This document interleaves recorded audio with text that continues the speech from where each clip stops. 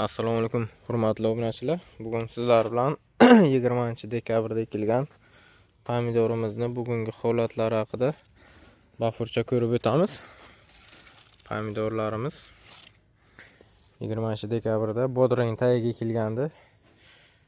Kelganda o'zi bilan gul olib kelgandi. Biz u gulni yulib tashladik. Keyinchalik bodring tagida 1 oy qolib ketgan natijasida yana bitta gulxona kuydirgandi. 3-gulxonadan gul ushlash jarayoni boshlandi. Mana shuni endi birinchi gulxona deb hisoblasak 1, 2, 3, 4, 5 va 6-gulxonaga yetib keldi.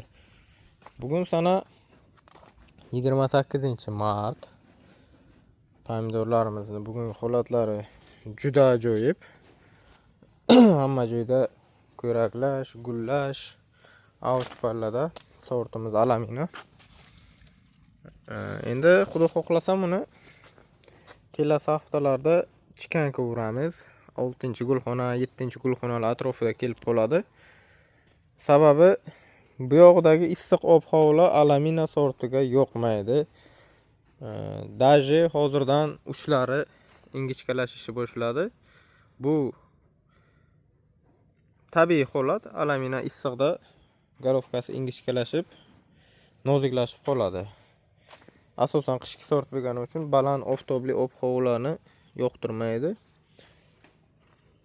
Shuni hisobiga bu yoqda qiynalib qoladi. Biz ham buni shu joydan to'xtatib chikankalaymiz va mana bu mevalarni katta qilishiga imkoniyat yaratamiz, hurmatli obunachilar. Juda ajoyib. Ko'rak olishlari, gul ushlashlari ajoyib darajada ketgan. Mana ko'rishimiz mumkin. Daji mana bu virus ham tepalari ochilyapti. Yomon virus bo'lgan bu. Bodring mozaika virusi. Adashmasam.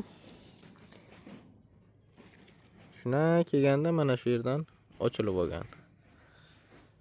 Bunga albatta Laviron sporagin sepildi. Yana ham ishlov olib bordik. Biodokuslar va boshqalar bilan ochilish yaxshi. Rezultat bor. Mana ichkarilarda yuribman.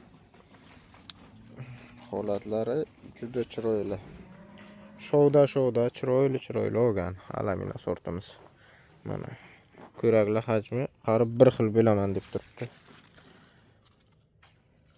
Mana pastdagi gulxonalar. Alamino sorti.